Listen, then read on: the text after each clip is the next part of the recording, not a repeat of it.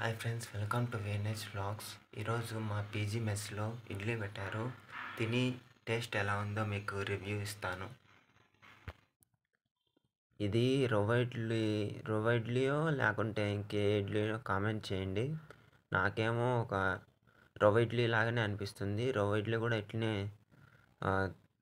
సాఫ్ట్గా ఉంటుంది.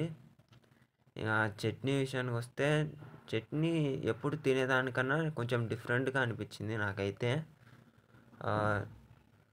ఒకవేళ నువ్వు ఫ్రెష్ అప్ కాకుండా ముందే తెచ్చుకొని మళ్ళీ ఫ్రెష్ అప్ అయ్యి తిందామని అనుకున్నా కానీ